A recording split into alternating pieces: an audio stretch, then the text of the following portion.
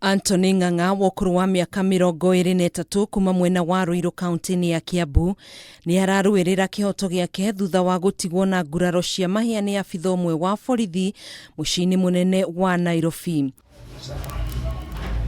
Ng'ang'a ekorire gatagati-ini ka haro iria yatuthukire gatagati ka maabithaa borithi hamwe na gikundi kimwe kia andu aria maruagira urugamiriri wa kioro guku Nairobi. Ndetirwo ni customer mahinda ma thainya na ndathie ngioya ka delivery anengerire ka water dispenser.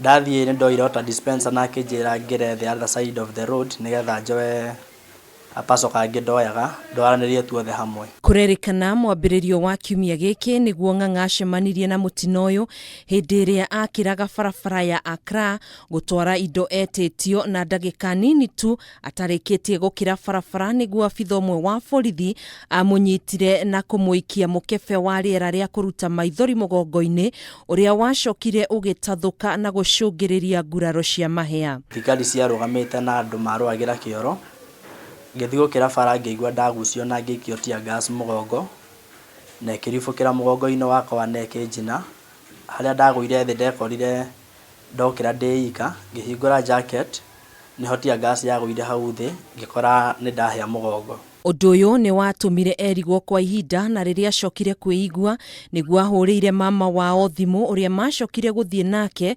kuhura riboti ceceni-ini ya borithi ya Central no thutha mutheri matiateithĩkire. Kĩonana na OCS wa Central Police Station akĩnjĩra no nginya tuthie kwĩ uria wĩ desk ya OB.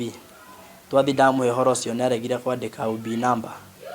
Tũgĩcoka kwĩ OCS agĩtwĩra no twaririe na speed twathi nake agĩtwĩra nĩaremwo ũrĩa gũtũteithia. Kuhana ũguo Ng'ang'a ni acokire guthie thibitari-ini wa Kenyatta kuria amũkĩrire ũrigitani wa narua na thutha ũyũ ndarĩ ona kihoto giake thutha wa mageria make ma kugeria kuhura riboti oro rĩngĩ ceceni-ini ya borithi kũringa ihiga. Mũthigari ũrĩa wanjinire wa Central Police Station nĩ makoretwo makĩhũrĩra thimũ na OCS magakorwo makĩnjĩra mahe ciringi 10,000 atĩ ũhoro ũcio thire no niĩ ngona 10,000 gũtirĩ ona ũteithio cingĩhota kũndeithĩrĩria naguo tondũ wa mbere no ndĩrenda treatment ya thibitarĩ ngakorwo bado no ndĩ na family na ndĩ na rũni rwa bike. Ng'ang'a nĩ orĩtie Inspector General wa borithi Hilary Mutyambai kũingĩrĩra ndeto ĩno niguo akorwo akiona kihoto giake narua ta ũrĩa kwahotekeka.